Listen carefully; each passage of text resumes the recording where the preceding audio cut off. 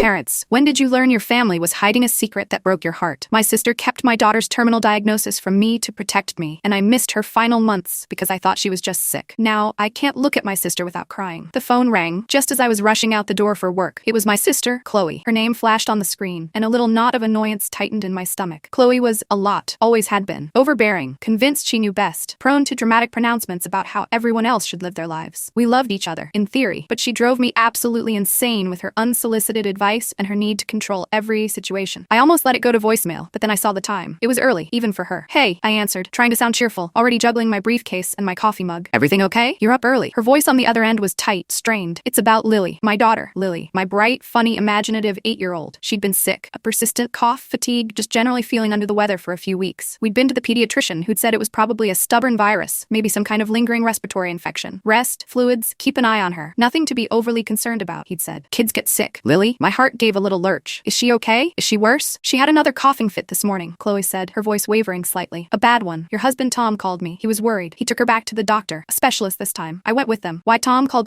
Chloe instead of me, I didn't know. Maybe he knew I was rushing. Maybe he just needed backup. And Chloe, bless her interfering heart, was always ready to leap into action. She didn't have kids of her own, and she tended to treat Lily and my son, Ethan, who was older, thankfully, less prone to needing her help, with a kind of fierce, almost desperate protectiveness that was both touching and at times smothering. Okay, I said, trying to keep my voice calm, though a thread of anxiety had begun to weave itself through my chest. What did the specialist say? Is it still just a virus? There was a pause on the other end of the line, a silence that stretched for too long. I could hear Chloe take a shaky breath. Chloe, what is it? Is she all right? They want to do some more tests, she said finally, her voice carefully neutral. Too neutral. Some scans, just to be sure, because the cough has been going on for a while. They're being thorough. Scans? My grip tightened on the phone. This didn't sound like just a virus anymore. What kind of scans? What are they looking for? Just checking everything, she said, her voice still unnaturally even. Lungs, chest, standard procedure for a persistent cough, you know? They're being cautious. I didn't know. It didn't sound cautious. It sounded serious. My mind immediately went to the worst case scenarios, the ones you push away when a doctor tells you it's probably just a virus. I'm coming to the hospital, I said, my decision made. Work could wait. No. Chloe's response was immediate, sharp. No, don't. There's nothing you can do here right now. They're just running tests. It will take hours. Tom is here. I'm here. Go to work. Distract yourself. We'll call you the second we know anything. Promise. Her insistence was strange. Why wouldn't she want me there? My daughter was having tests done, tests that sounded serious, and she wanted me to go to work? It went against every maternal instinct I had. But Chloe could be incredibly persuasive when she wanted to be. And in my anxious state, her seemingly rational argument that waiting around would be agonizing, that I'd be better off keeping busy, held a twisted kind of logic. Plus, she and Tom were there. Lily wasn't alone. Are you sure? I asked, hesitant. Positive, she said, her voice softening slightly. Go. We've got this. We'll call. Reluctantly, against the screaming protest of my gut, I went to work. The day was a blur. I stared at my computer screen, my mind replaying the fragments of the conversation, conjuring increasingly terrifying possibilities. Every time my phone rang, I jumped, my heart in my throat. The call came late in the afternoon. It was Chloe. Her voice was different this time. Quiet. Measured. They got some preliminary results, she said. And I practically shouted into the phone. What did they say? Is she okay? Another pause. A long, agonizing one. It's not a virus, she said. They found something. On the scans, it's a mass. The world tilted. A mass. The word hung in the air, heavy and suffocating. My worst fears, the ones I had pushed away, came rushing back with brutal force. A mass? My voice was barely a whisper. What does that mean? Is it cancer? They don't know yet for sure, she said quickly, too quickly. They need to do a biopsy, more tests. But it's a possibility. They're talking about treatment options. Aggressive treatment.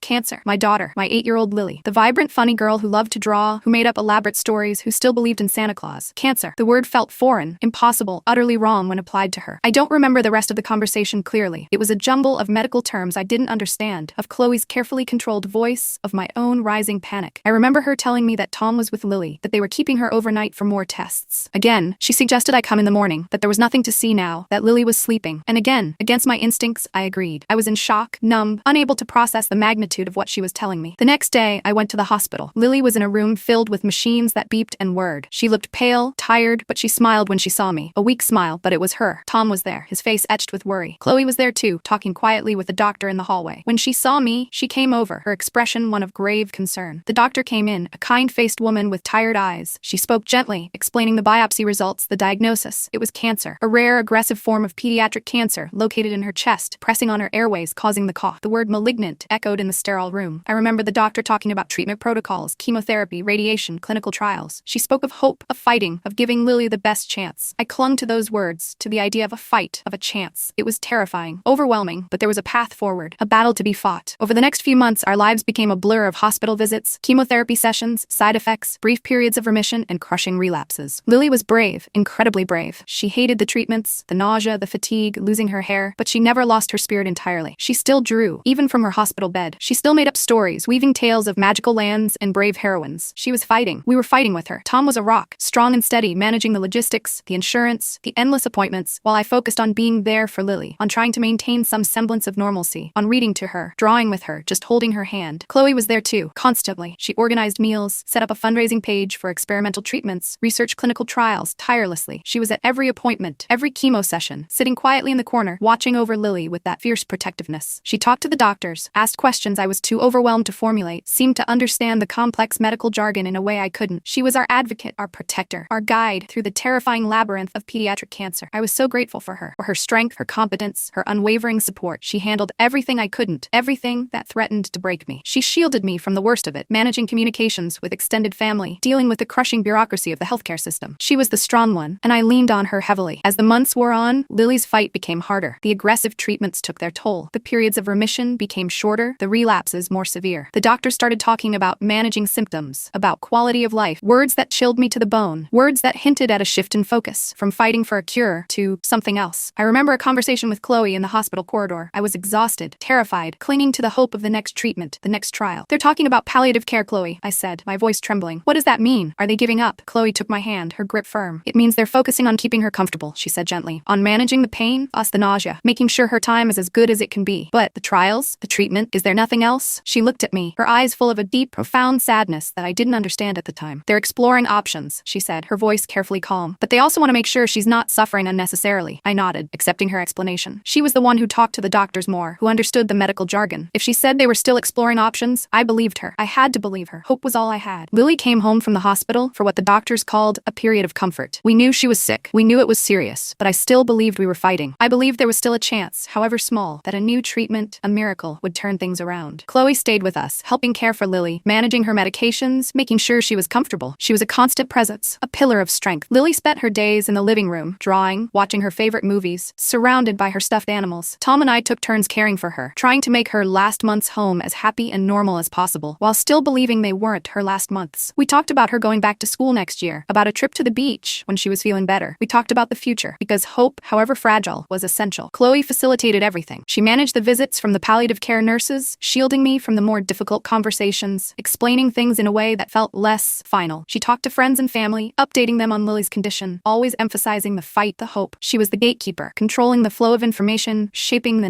I, in my grief and exhaustion and desperate hope, let her. I trusted her. She was my sister. She loved Lily. She would protect us. One afternoon, about a month after Lily came home, I was sitting by her side, holding her hand. She was weaker now, sleeping more. A palliative care nurse was there, checking her vitals, talking quietly with Chloe in the hallway. I heard the nurse's voice, low and compassionate, and then Chloe's response. Something in Chloe's tone, a weariness, a finality I hadn't heard before, pierced through my exhaustion. I strained to listen, trying to understand the Viridian words, the language of the medical staff here. My Viridian was still poor, but months of hospital visits, of overhearing conversations, had expanded my vocabulary, especially the medical terms. I heard the nurse say something about prognosis, and then Chloe's response, clear and heartbreakingly final. "Yes, I know. We've known for months. There's nothing more they can do. It's just making her comfortable now." We didn't tell her mother the full truth. She couldn't handle it. We told her it was serious, that we were fighting, but not that it was terminal, not the timeline. She needed to hope. The words hit me like a physical blow. My sister knew. She had known for months, known that Lily was dying, known that there was no more fight, no more chance, no more hope for a cure. And she hadn't told me. She had deliberately kept the truth from me. We didn't tell her mother the full truth. She couldn't handle it. The world outside the hospital room, the world I had been living in, the world where hope still flickered, dissolved in that instant. I looked at Lily, her small hand in mine, her chest rising and falling shallowly, and I realized with a sickening certainty that the conversations about school next year, about the beach trip, about the future, they had been lies. Well-intentioned lies perhaps, but lies nonetheless. I hadn't missed her final months because I was absent, not this time. I had missed them because I was living in a reality constructed by my sister, a reality where the truth was too painful to bear, so it was hidden from me. I thought I was fighting alongside my daughter, but I was fighting a phantom battle, a battle my sister knew was already lost. I stood up, my legs trembling. I walked out of the room, leaving Lily sleeping, and confronted Chloe and the nurse in the hallway. "You knew," I said, my voice flat, devoid of emotion, the calm before the storm. "You knew she was dying, for months, and you didn't tell me." Chloe's face went pale. The nurse looked startled, uncomfortable. I can explain," Chloe stammered, reaching for me. I flinched away from her touch. "Explain what, Chloe? Explain why you stole her last months from me? Why you let me live a lie while my daughter was dying? Why you decided for me what I could and couldn't handle?" "I was trying to protect you," she cried, tears welling in her eyes. "The doctors told us. They said the prognosis was very poor, very aggressive. They didn't expect her to last this this long.